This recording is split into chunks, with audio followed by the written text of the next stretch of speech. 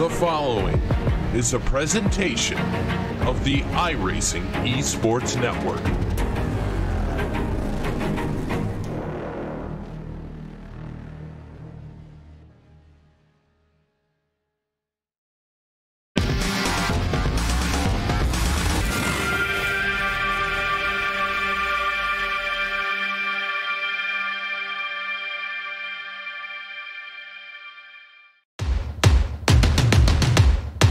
So what are you afraid of? Those feelings are made up. For anyone asking who is the best, we putting our hands up.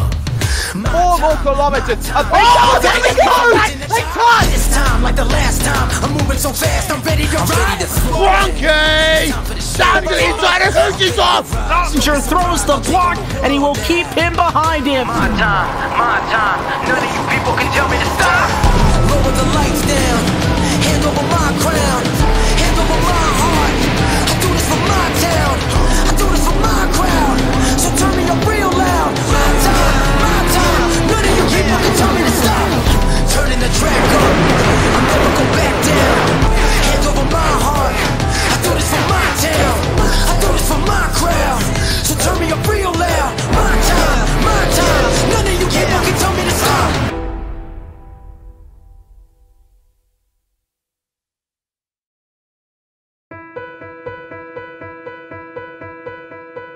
I want to leap over buildings, want to fly over the shores, faster than a lightning flash, rushing through the cool night air.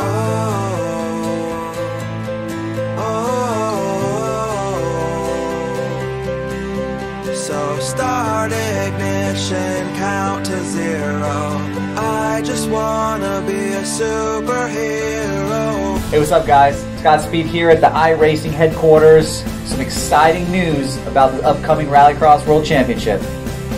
They've got a wild card entry, and yours truly is going to get that spot. See you guys out on the track.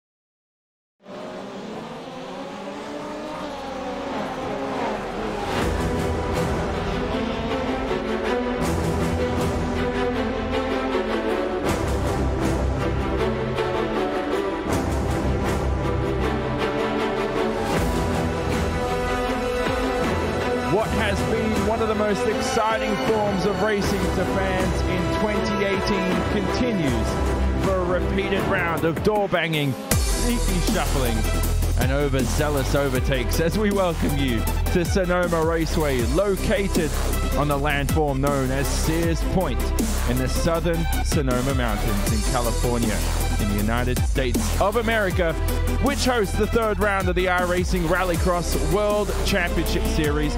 All coverage today, of course, is on RaceSpotTV, streaming live on the iRacing Esports Network around the 1.49 kilometer, 0.926 mile layout of Sonoma. It's clockwise in nature, 5 invigorating corners out there to challenge the drivers.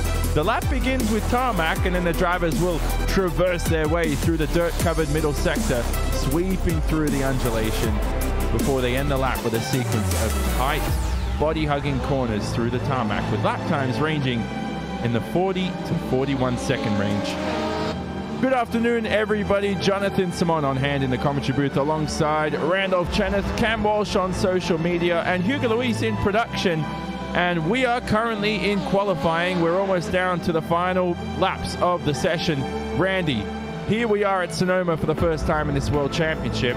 A circuit that is not only elegant, not only beautiful, it's different in nature to a lot of the other rallycross circuits we visit. This is one I've been looking forward to pretty much all season long. Well, it's only been 2 races, so it's not been that long of a wait, but I think you're right. This is really the only track we have on the sim for Rallycross that has any semblance of elevation change whatsoever. All the rest of them, you would get out there in one of these cars and think a lot of those flat earthers might actually be right, but it's one of those tracks that's just, it's so technical, and so much of the lap is actually gravel as opposed to tarmac, especially where all the elevation is, and that's what makes it, in my opinion, so interesting, so much fun, and all those gravel corners are hilariously fast as well. So you can see the championship standings on screen. Mitchell de Jong has been ever dominant. 2 race wins to start off his championship. He's made the switch to the VW this round, Randy. He's normally been in the Subaru. As we head to Heat 1, though, he's in that VW. Something to look out for. And he's only 3rd fastest on the night, so maybe that switch to the Volkswagen not going to pay off for him. So Joni Heikkinen has been his main challenger. Will start Heat 1 from the front row. He'll be alongside Garrett Lowe and Stelian Chepalevsky in the 3rd position. Behind them will be Connor Parisi, Bob King, Tony Repisard, and Thomas Gerstenberg. Here we go, Randy. Before we start this race, you see what's happening here. The race starts, of course, all the way down the back of the order. It starts during the middle of the lap. Something unique. A little bit, yeah. There's a couple other tracks that do that. Daytona does that as well. So overall, it's not too unique, but it is sort of an interesting starting point, something that's famous for a Rallycross pretty much the world over, having the starting line. It's not necessarily where the finish line is, as all 7 cars are now on the grid. All 7 cars on the grid. Heat 1 will be 5 laps in length. 2 will advance to the feature. Here we go for the first time for round 3. We go green from Sonoma. Oh, it's so tight between the top 3. Heikkinen though on the inside, and that number 3 should be able to proceed through into the lead as they head to, this is the final corner of the lap. Overtake here. Oh, who's been dive bombing there and off the racetrack? One of the drivers straight off the racetrack. Was that Thomas Gerstenberg or Bob King? I think it was. Yeah, I think you're right. I think it was Bob King who ended up getting pushed off. I think it may have been Stelian Chepalevsky who actually made that move. Not really sure, but he's found himself in the 3rd spot. He's actually not racing at home tonight, so he's racing on a friend's rig. Brought his VR setup to be able to make it work. But as they go up and over the hills for the first time, top couple drivers have themselves a nice breakaway. Joni Heikkinen in the Volkswagen and a Ford Fiesta from Fusion Racing in 2nd. Then you get a Fusion Volkswagen in 3rd and 4th, and then a VEC sponsored Volkswagen rounding out your top 5 currently. Let's see who's going to joker first. Bob King's going to take the shortcut, as well as pretty much all of your leaders. Yeah, they all went through. So Bob King here should be able to get some clean air just ahead of Connor Parisi in the 5th position. So Parisi hasn't taken to the joker, but a good move. Connor Parisi, there he is on screen. Great move past Bob King.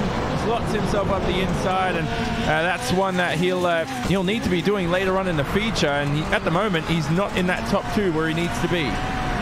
Yeah, he isn't right now, but getting racing here at Sonoma early is always a good thing as they now roll themselves in towards the tail end of the lap here. Let's see if Connor's going to go for the joker this time. No, he's going to save it late, and I like this call from Connor. It'll allow him to reel in some of those drivers out in front of him, and especially if those drivers start fighting with one another, it'll hold them up and allow him to potentially be able to jump them. So Connor's just going to have to put in a couple fantastic laps here to reel that gap in as much as he can before he gets it, and hopefully he can get away from Bob King as well, who's charging in that Volkswagen, but he finds one of the tire bollards. That's going to, if anything, hamper his progress, and now there's going to be a race clutch Fiesta of Thomas Gerstenberg right up his backside. Yeah, so Gerstenberg trying to search for a way past. Of course, these drivers who don't make it through to the feature will head to the consolation races anyway and still have a shot to make it to the feature race, but you want that grid position heading into the final round, the one that pays the most points. Off to the joker is the driver of Tony Repisard. Where is he going to end up? On the exit, just ahead of King and Gerstenberg. He's in the 5th position. But the top 2, it's Heikkinen and Lowe, all unscathed in 1st and 2nd. As we said, Chepalevsky may not make it through, but it's all about Connor Parisi. When is he going to use that joker? We saw drivers, Randy, when we had Dirt Night coverage throughout the year, they would use that joker on the final lap and surprise everybody and gain a few positions. It is something these guys should be able to look forward to. It shouldn't be too much of a surprise, though. The relative black box in the sim lets you know whether or not they've taken it, and Connor takes to it now. It's not a great joker for him, puts it a little bit wide, and I think he's a little slow at the apex. Can he jump still in, though? I think he might be able to. We got a big incident at the jump. Thomas Gerstenberg, he went up and over, I think, on the landing of the jump. Likely a bit of car contact as they went through the air. I think that was with Bob King. Yeah, so there's Gerstenberg on screen, the Frenchman. That car is, oh, goodness. That car's, yeah, butchered. And there's another car up as well. Cheppy's off, and that means he's not going to have good grip position. Parisi's in third, all unscathed. Joni Heikkinen will win the heat, though. He's coming towards the final corner. Over the jump, there he is. And he has had a brilliant round. Great fight back after he had troubles in the heats last time out, Randy. You remember at Lucas Oil Raceway. Good way to start your event here at Sonoma with Garrett Lowe. Yeah, it really is. Both for your top two. Joni Heikkinen coming in, dominating the qualifying and dominating his heat race, getting a fantastic starting position on the inside for that feature event here in about 20 or so minutes. He's going to be happy about that. Question's going to be, though, is what can those other drivers do to respond? You have Josh Fox, who's on the pole of this next upcoming heat race, and of course the big question mark is what is Mitchell going to do? He's only going to be able to start at best third for that feature. Yeah, so that's going to come into play later on. There's the grid on screen for Heat 2. Fox and Zelensky, as well as Georgi Zadzon, will be on your front row, the top three there. And then behind them will be Hearth and Lyon, and then Logan Clampett and Pierre-Anton Delaire. Nathan Lyon's had a good season. So has Johan Hearth. Two quick drivers from that second row. Look out for them. Drivers revving, ready to go again for another 5 laps of action. We go green for Heat 2.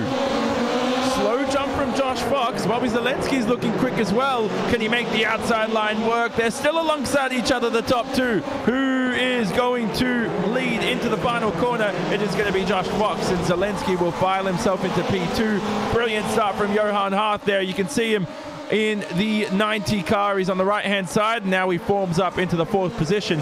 Wow, what a clean start, Randy, from all 7 drivers. Yeah, the field single files up as they go up the hill. Georgi Zadzon, though, he wants the second spot. Bobby Zelensky made a mistake going up the right-hander, and he left that door open, and he might lose another spot as well. So Bobby, who looked keen to potentially have a good run here, is giving up spots early and going hard.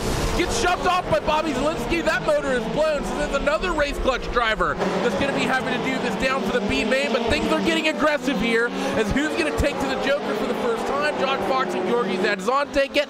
Bobby Zelensky and Logan Clampett will be your first two who do not take it. I think pretty much the bulk of the field has chosen not to do it just yet. So tactics coming into play, but for Johan Hearth, second in the championship coming into this round, not the way he wants to start his heats off. And you'll have a second chance later on in the consolation races. He is a DNF for Heat 2 at the moment. But Fox and Zadzon looking quick. Bobby Zelensky up in front. Is that Nathan Lyon? Yeah, we're riding on board with Nathan Lyon at the moment in the Nexus Esports car, and he is all over the place at the moment.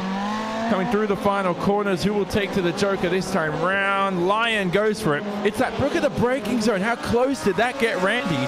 The braking zone for the Joker is, you know, you're braking on the racing line. You can be easily collected. It's something drivers have to be aware of. Bobby Zelensky ends up losing that spot to Nathan Lyon, but he gets it right underneath them as they go up the hill here. Fantastic move from Bobby, but you're right, that is one of the criticisms of this circuit for many drivers, as Bobby's still trying to hold on to that position here as he goes up this left-hander and in towards the right. It's almost like braking at Zolder or Montreal going into the pit lane. Those who are going into the pits can stay on the throttle for a lot longer than those taking the regular racetrack, and it's not uncommon in the likes of Formula 1 and other forms of racing at those racetracks to see some pileups in that sector when that happens. Just saw Logan Clampett. He just took to the Joker lap. He will clear Bobby Zelensky. I believe Bobby still owes us one here. Yeah. As I take a look. So Bobby's in decent spot here, but he cannot afford to get held up by Logan too much if he has any hope of transferring here right out of this heat race, because he needs to get to Georgi, and he's right on the edge of the buffer of, I think, being able to get him on this Joker lap right here. Yeah, I think Zelensky needs to take it this lap round. You wouldn't want to save it for the final lap because you'll lose the run all the way down to the first corner. Oh, did he just bump? No, Logan just ejected all by his lonesome, and Bobby's going to Joker here. Yeah, so there's Zelensky going for the Joker. Logan had a huge mistake there, and that will mean Bobby Zelensky, he's trying to go for P2 here. Oh, incredibly aggressive defending from Georgi Zadzon, and rightly so. Zadzon finds his way off the racetrack. He was trying every single move in the book to keep P2, and it's backfired. He's all the way down in the 6th position, plumb last, as Johan Hart is out of the race. But have a look at this, Johan Hart now, Logan Clampett now in P3 and P4. That doesn't matter. Zelensky and Fox should go through to the feature race. It's going to be interesting here for sure as these guys hit their way through. Josh Fox is going to land, and he'll win heat race number 2. But man, oh man, what a controversial move from Bobby. I can see arguments either way for that one. It was aggressive blocking for sure, but it was also an aggressive move that Bobby's always going to try going up into there to try to get himself into a transfer spot. Yeah, something to talk about later on, but Bobby Zelensky, moral of the story, he'll be through to the feature race alongside winner of Heat 2, Josh Fox. Clampett line in 3rd, then you see Pierre-Antoine Dallaire, who saved his Joker for the final couple of laps in 5th. Georgi Zadzon, incredible defending, only ends up in the 6th position. Heat 3 now coming up at the moment, and Mitchell de Jong will start on the front row with Phil Diaz and Cedric Gesmier. Guest, Shine, and Jens in the 2nd row. Here we go, ready to go green for yet another time. Heat 3 underway. De Jong in the VW, brilliant start. Diaz, though, in the Subaru, sending it deep into turn 1. He'll file his way into the 2nd position. Michael Guest, an ever quick start, has promoted himself to 3rd from the 4th position. Good start from Michael Guest. I think the only bad start really in this race came from the 46 of Julian Shine. One of the talking points coming into this one, moving from Team Race Clutch over to Fusion Racing. Newest team, I think, pretty much on the iRacing service, especially in this World Championship level. And they've been doing it very, very well. Got a couple drivers already, I think, sent into the feature here. And Jorn Jens is fighting with Julian Shine right now. Not going the way he'd like. Mitchell's out in front where he'd want to be, though, in first in that VRS Quanda Simsport Volkswagen. And Phil Diaz in what is the blandest paint scheme that there's ever been, nearly as bland as Hugo's personality, running in that 2nd spot, taking the Joker lap early here with Mitchell. Yeah, so there they go, and that's a good tactic, by the way. Get some clean air all for yourself. And of course, we spoke about Julian Shine. Good team change for him. Right now, though, not the best start to his first race with his new team. No, it definitely isn't. It's out in front. They were very, very close. I think Phil and Mitchell may have even made a little bit of contact, but you're right. Running dead last in this heat race is not what Julian would want from here. The thing is, though, is he's got a lot of cars very close out in front of him, so he can maybe afford to play it a little bit passively here and hope these guys get aggressive with one another. Michael Guest and Cedric Gesmeyer, they're getting aggressive and maybe a little bit of contact there at the top end of the circuit, and I think Jorn had to take a bit of avoiding action. 2 cars going to the Joker lap. Jorn gets a lot of understeer. Does not hit that Joker clean, and that's going to cost him a bit of time and should make for easy pickings for Julian and Cedric when they eventually opt the Joker. Yeah, so Jorn Jens not in the best position at the moment, and he's made a mockery of the dirt section here, going up the hill through the undulation. What a brilliant sight, as well as you see the dirt fly up into the air. But Jorn Jens, behind him is Cedric Gesmier and Julian Shine. Once they take the Joker, they should be able to make their way past the driver of Jorn Jens in that Coanda Simsport car. Mitchell de Jong and Phil Diaz, though, all unscathed in 1st and 2nd. Phil Diaz has actually had a pretty good season so far, Randy. You know, he's been his first race, of course, was at Lucas Oil Raceway. Ended up finishing 2nd in the consolation round. Got some great points in the feature race. I think we can see more out of him during this race today. Phil, I think, has been the standout driver across all of the World Championships this season, and that might come as a bit of a shock when you think about the sort of runs Mitchell de Jong has been having, and the likes of all the Coanda drivers, really, in that iRacing World Championship Grand Prix Series. But the thing is that outside of that, there's been very few teams or very few drivers really dominating any of their respective series. Maybe argue the likes of Brian Michael Luza and Keegan Leahy in the Peak Series for sure, but Phil Diaz, he's been a common sight in the Peak Series. He's been running solidly there. He consistently makes the feature in both of the World of Outlaw World Championship Series, and he's having a fantastic season thus far in Rallycross. The only driver on the sim with 4 World Championship licenses, and he's representing himself beautifully across all 4. Yeah, he's doing a splendid job at the moment, and he, both himself and Mitchell de Jong, will most likely one hand on the trophy to that feature race at the moment. There's De Jong on screen. He has been ever impressive. Race winner two times to start the season. Can he make it 3 though? He will come across the line and win Heat 3 and advance to the feature. Phil Diaz joins him. Behind them, Cedric Gesmier will only claim P3 in the heats. Right behind him, Michael Guest makes his way through. Julian Shine gets there. Oh, nice work. Julian Shine on the final lap just gets ahead of Michael Guest. And there are your race results on screen. Jon Jens ends up in the 6th position at the end of that. Another good heat there, Randy, but here is the consolation races. The first one, of course, will have Connor Parisi on the front row, followed by Cedric Gesmier and Nathan Lyon. Bob King and Michael Guest will follow behind. And then the back end of the order will be Georgi Zadzon and Stelian Cheplevsky. Once again, a very talented C main grid. Well, yeah, and especially Stelian. He made a miracle at IRP getting through early. Hopefully he can do it here as well. So 5 laps of action, 1 joker available. We go green for the first consolation race.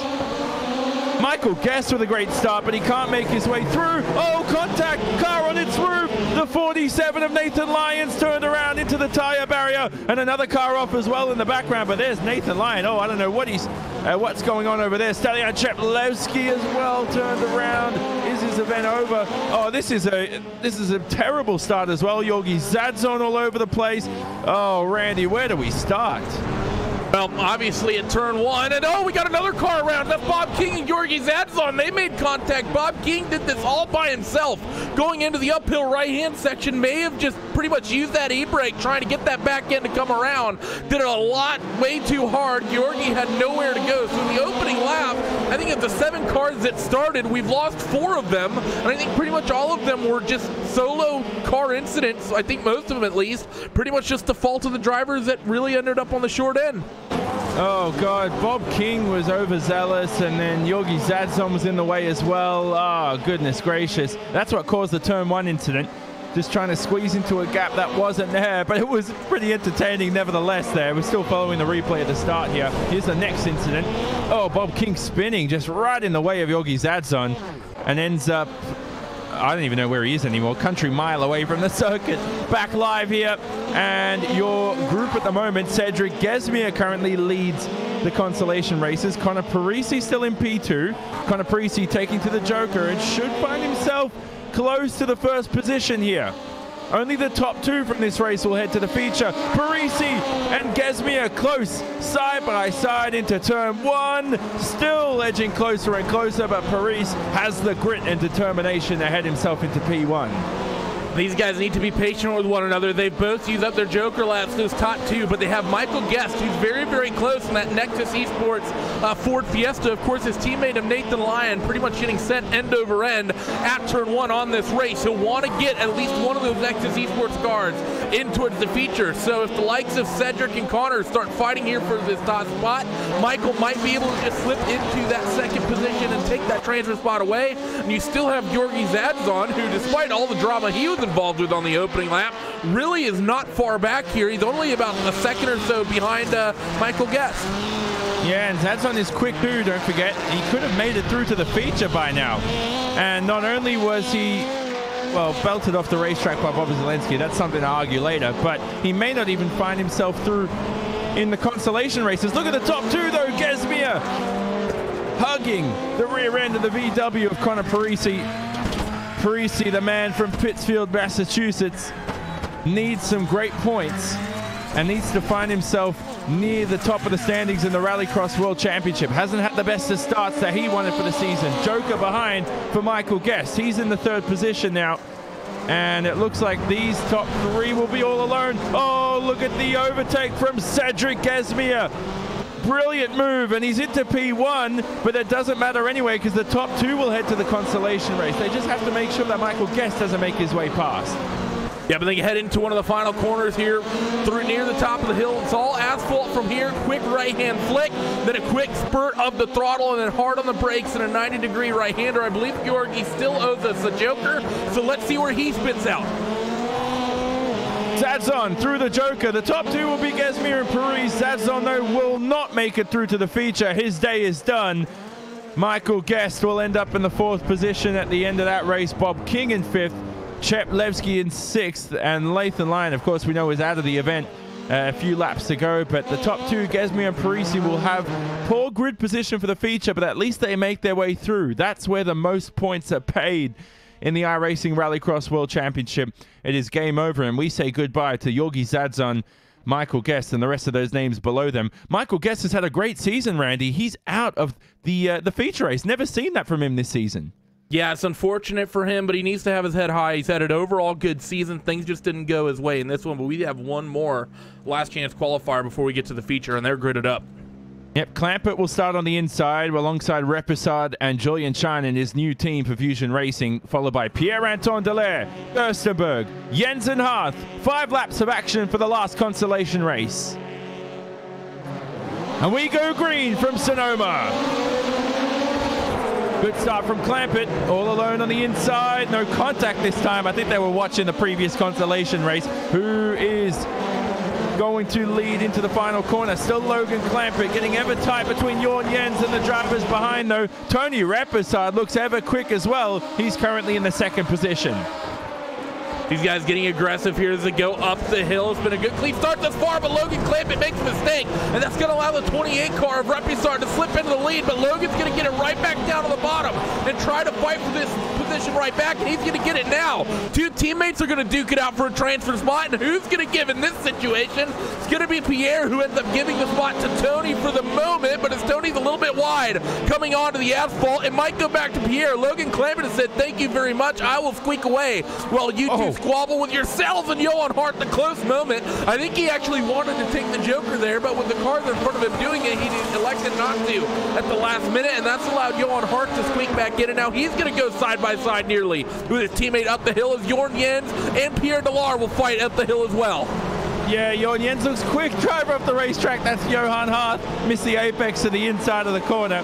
And drivers all over the place. Jens off the racetrack. Oh, spinner in front. Spinner in front. Tony Repisard. Oh, he had a top 2 position. Oh, and he's collected by Thomas Gerstenberg. A lot of damage. Tony Repisard had not a guaranteed spot to the feature, but had an opportunity there. He did it all on his own. Hit the ball out as you saw on screen on the replay, Randy. And Tony Repisard now all the way down in last place with a lot of damage to that VW. Yeah, and that's going to be a heartbreak for him. That moves Johan Hart with a free spot up into 2nd place, and he's going to have Jorn Jens, the next driver in line, checking for Joker statuses. Jorn Jens has already used his, and Johan Hart has used his as well. So Johan is in a pretty good spot here. I think about 2, maybe 3 seconds clear of Jorn. So if he can just hold on here, he should be in good standing. Next car behind is Julian Shine, who has not yet used the Joker, and he's all over the grass on the exit there, going into the NASCAR turn. I believe it's 7A technically, and now believe turn 9, going down the drag strip pretty much backwards here. So Julian Shine, maybe a bit of an outside shot here as he still owes us a Joker, but Jorn, I don't think there's any chance, barring a mistake from Johan up in front, or potentially even Logan, of getting his way into the feature field tonight. Yeah, Julian Shine, he's trying to push. You don't want to push too hard, though, and start to lose time, because you may be overzealous, maybe over-aggressive, and you weren't getting the lap time that you need. You want to straight line these dirt sections as much as possible in Rallycross. You don't want to slide too much. It's never good for speed. Logan Clampett, though, is doing exactly that. He's in P1 in that Ford Fiesta. There he is over the jump, and looking brilliant to advance his way through to the feature races. He may be joined by Johan Hart. Who knows? Depending on how quick Jorn Jens will complete this race on the final lap. What about Julian Shine, who will take to the Joker on the final lap? He's passed by Pierre-Anton Dallaire, and Pierre-Anton Dallaire in that VEC Sim Racing Ford Fiesta, now into P4. Yeah, and here on this final lap, Logan's actually been reeled in a little bit by Johan Hart, so Johan might be able to have a go here if he really wants to. I don't think the risk would be worth the reward as they're heading into the final braking zone of the lap. Hard on the brakes for both of them, and Logan just has to get up and over the jump clean, and he should be good for the B main here. So Clampett and Hart through to the feature race. Jorn Jens, unfortunately, had a good race, but his day is done from P3. Pierre-Anton Dallaire and Julian Shine, you saw on screen, both of those two were having a good little scrap on the final lap. And Shine in 4th, Pierre-Anton Dallaire will end up in 5th, the Frenchman. They'll be followed by Thomas Gerstenberg and Tony Repisar. 2 VEC sim racing cars out of the event in that consolation race for the third round of the iRacing Rallycross World Championship Series. What an event, Randy. The feature race grid is all set, and we'll have a look at that shortly. But once again, the main key coming up for this feature race is the grid position for Mitchell de Jong. He starts on the outside on the front row. Not the best position heading into turn 1 for Sonoma. That's really the big thing here is obviously it's all eyes on Mitchell in this series. He's really stepped himself forward as the best rallycross driver on the sim. He has a win rate of basically 99.999%. I think he's won all but one race he's ever entered, and in that race he was taken out by another driver on the opening lap. So him starting third, it's going to be questionable because Mitchell has given himself a reputation of being able to race hard and race clean. We've seen that in the World Championship Grand Prix Series with some fantastic last lap battles, and closing race battles this season. We've seen that in the VRS GT iRacing World Championship Series, and we've seen that in the Rallycross, both through the Dirt Night stuff we were doing, as well as in this World Championship through a couple rounds as well. If there's anyone that I think could potentially hook up that outside groove and make it, potentially get into the second spot, if not come away with the lead, it is that driver, the 24. He's the only one I think on the grid that has all the right stuff to maybe pull that off as he runs his way into a tire baller during the warm-up.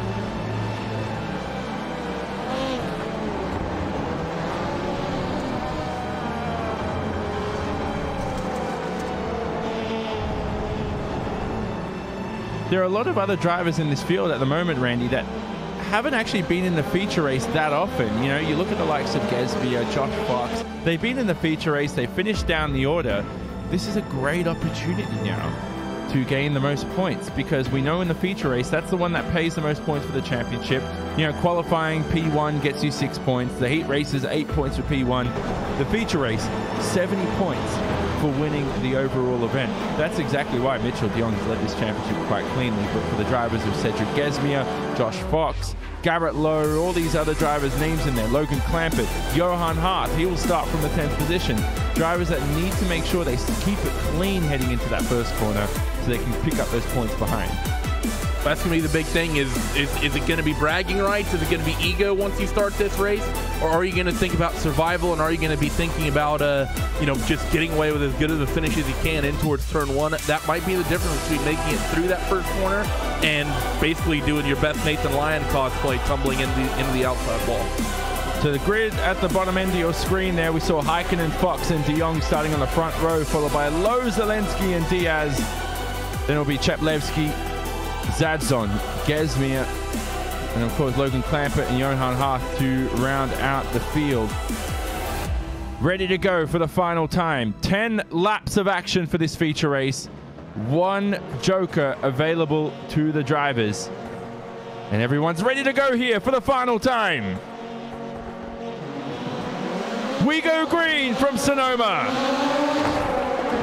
What a start from Josh Fox. De Jong barged out of the way, and Heikkinen will lead heading into turn 1, though. Where will Mitchell de Jong end up? Can the driver, though, there he is, of Garrett Lowe head his way into P3? He does. Garrett Lowe jumps ahead of Mitchell de Jong. Bobby Zelensky alongside him as well. Not the best start for our 2-time race winner. Terrible start. He's going to have a close race with Bobby Zelensky up the hill. Phil Diaz gets into this as well. 2x2x2 as they go up the hill, and they're going to get it done cleanly. 3 wide now in front of Mitchell, who's gone from that front row back to 6th or 7th. So this might be the round where Mitchell de Jong ends up falling short. Meanwhile, out in front, Joni Heikkinen and Josh Fox have been given a huge gap here because of all this fighting in the mid-pack. So here they go, Zelensky now alongside Garrett Lowe. Oh, too tight between those two. A couple of drivers taking to the joker. Smartly done by Mitchell de Jong. He's now into the 4th position. Oh, can you believe that? Rest of the drivers in front, Heikkinen, Fox, and Diaz in P3. Clampett, though, looking close. Look at this fight down the back end of the order. 3 wide heading in to what is the realistic first corner of this circuit. Up the hill as well. This is Bobby Zelensky in a fight for P9. Yeah, he's fighting it out with Garrett Lowe, and this is the sort of fighting we were expecting here as Bobby Zalinski gets loose on the grass, and that's going to allow Gesmier to just slip by, and Bobby Zalinski falling to the tail end of the field here. Not going to be happy about that. Let's see who goes for jokers this time. Johan Hart on the brakes early, and I believe, did Logan go for it? No, he didn't. So the interesting thing here is that Logan still owes us a joker, and he's not very far away from the back of Mitchell DeYoung.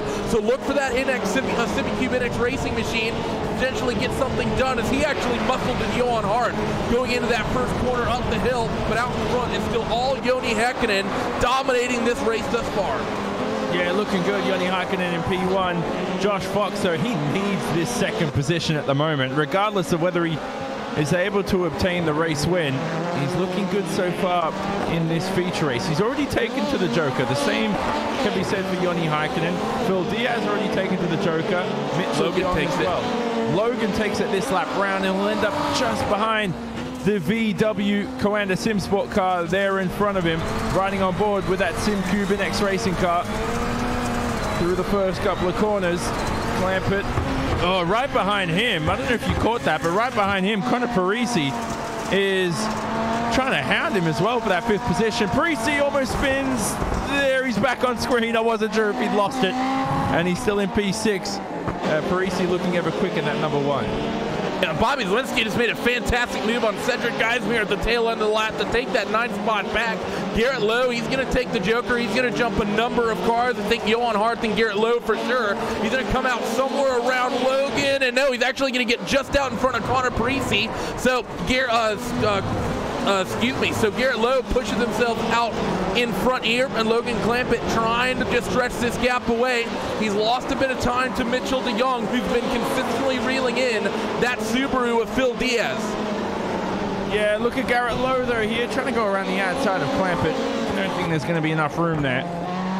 And looking from the underside of Clampett's NX Racing Ford Fiesta, through the final corner and over the jump they will go, screaming over the jump here at Sonoma. Not the most difficult of exits to the jump, but quite a challenging entry as you're still steering right. Need to straight up that car as quickly as possible. Field starting to form up now, so Häkkinen in front, Fox behind, and Phil Diaz. DeYoung is currently in the 4th position, trying to get past Phil Diaz. It looks like a 3rd win here, Randy, is slipping away. Yeah, I don't think there's any chance for it right now for Mitchell. He's putting in quick laps. He could be in for a podium as he's quickly got to the rear bumper of Phil Diaz. Hard now down this quick little short shoot. He's going to have a look up the inside. He sends it, and Phil's going to give him a bit of a tap right to the rear bumper, but Mitchell pretty much is the best Helio Castroneves impression he can do. Parks it at the apex, and he will take that 3rd spot away. So good stuff from Mitchell DeYoung. The only driver right now in the field, the only 2 drivers who haven't taken a joker are Bobby Zalinski and Cedric Gesmier. DeYoung, though, there he is in the 4th position. Phil Diaz, though, still having a good event. Then, of course, look at Josh Fox now. Josh Fox almost lost the car. He's lost a lot of time, hasn't he? He hit a barrier, I think. So Josh Fox there, Randy, under pressure now with that mistake. Certainly will be, and Mitchell's been doing some quick laps. He did a 39.5 passing Phil the last trip around the racetrack. Let's see what it is now that he had a little bit of clear track. Actually did the 40.1, so that actually kind of held him up. Josh, 2 seconds slower, and it's a 39.2 for Joni Häkkinen as he just continues to open up his gap. So Mitchell somehow, some way, I think he fell down to about 6th or 7th at one point during this race. He might be able to somehow scratch a top 2 here if Josh continues making mistakes with coming towards 2 laps to go. And Josh, once again, another mistake at the top of the hill. Maybe a bit of damage on that Fusion Subaru. Mitchell smells blood in the water. Looking close here, heading to the final corner. Young sliding. I didn't think he'd ever end up with a top 2 position in this race the way he started, but it just always seems to go his way. Phil Diaz, though, still waiting, close behind. 2 laps to go in this event. Garrett Lowe in 5th, and we spoke about the rest of the order. Clampett, Parisi, Gesmier, Zalinski, and Johan Hart is in the 10th position. All 10 cars still running. Here we ride on board with Phil Diaz, searching, looking for a podium position for round 3. Still no way past. So final lap this time round, Randy. This is where you can't push too hard, but the drivers are going to start to get a little bit impatient. We could see fireworks exploding all over the place. Definitely could, as white flags in the air now at the starter stand. Joni Heikkinen already well around that first corner. It wasn't a great lap for both Mitchell or Josh that last time. Mitchell definitely lost a bit of time through that final corner as they come screaming up the hill. And oh, Mitchell gets into the tire bollard. He ends up facing the wrong way. Third place is gone. Fourth place is gone. Whoa. And another big impact. That might be a DNF for Mitchell de Jong in the third round of the season as Joni Heikkinen gets ready to round the final corner. Oh, what a dramatic ending to round 3. Joni Heikkinen will take overall victory and win round 3 of the iRacing Rallycross World Championship Series. Josh Fox will end up in second after Mitchell de Jong's mistake. Logan Clampett has an engine issue. Who is in P3 though to win this event? It'll be Phil Diaz. Garrett Lowe though close behind. Someone's crossed the finish line. Bobby Zelensky came across the finish line backwards. And oh, I don't even know how the order is all shuffled around here. So Phil Diaz in third will end up on the podium. Garrett Lowe ends up in fourth. Logan Clampett in fifth. I think he had an engine issue, Logan Clampett. There's the final lap on screen. Oh, I think Clampett ended up in fifth across the line, and with Zelensky turned around, it was a drag race to the start-finish line, but Zelensky finished sixth backwards on the final lap, Randy. There are the results on screen. Gesmier, Hath in 7th and 8th. De Jong ends up in 9th after his mistake, with Parisi rounding out the top 10. Where do I start, Randy? We'll start off with that last lap incident with Clampett and Zelensky first. That was ever close for Zelensky, claiming a top 5, but just a little bit of door banging in the end. Yeah, it definitely was, and they may not be too happy about that, but the incident with Mitchell is definitely questionable as well. Of course, the incident was, at its root, his own fault, just a mistake catching that bollard, but in all honesty, it wasn't a great rejoin from Mitchell either. I think he realized he was on the racing line and tried to get out of the way, but it's a rookie mistake, isn't it? When you're stopped on the racetrack, you think, oh God, I'm on the racing line, I need to move, and then you move right into the cars that are trying to avoid. It's an uncharacteristic mistake for Mitchell to make, and it caught out Logan Clampett.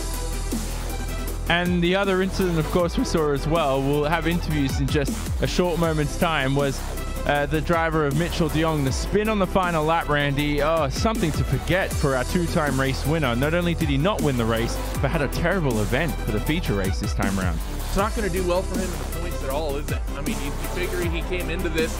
Granted, a lot of his championship contenders did not run very well in this feature either. You'd think coming into this race, second in points, Johan Hart, he ends up P8. Nathan Lyon didn't even make the feature. Logan Clampett ends up just barely with a top 5. Stilian Chiplevsky didn't make it, and Garrett Lowe with only a top 4. But Garrett was a full 60 points back pretty much. So Mitchell should still be safe out there in the points lead, but still not the race that you want Mitchell to have. And hopefully that's not a new habit Mitchell has with races like this. But what we haven't spoken about is the driver of Joni Heikkinen. Victory for the first time in the iRacing Rallycross World Championship Series. It took 3 rounds, Joni, for it to come, but we always knew you had the pace. A brilliant race at Sonoma for you here as well in the feature. You were just ever quick out there. Was this preparation? Was this natural speed? How good did you feel out there today at Sonoma?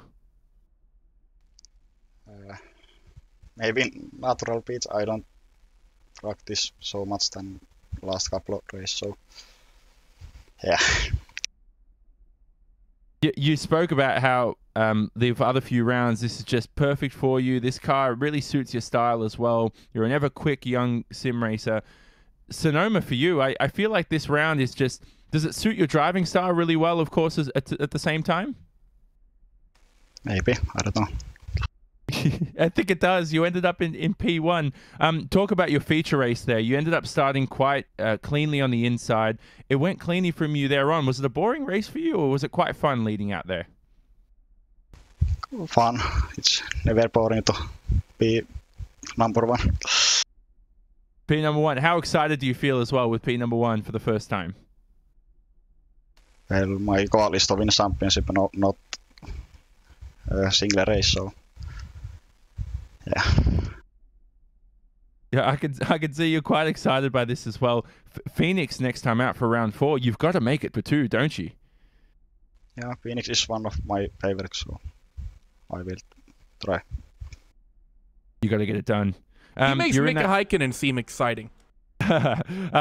Final question as well. You're in that Sim Gear VW. Feel free to give out your thank yous and everything else for the rest of the team,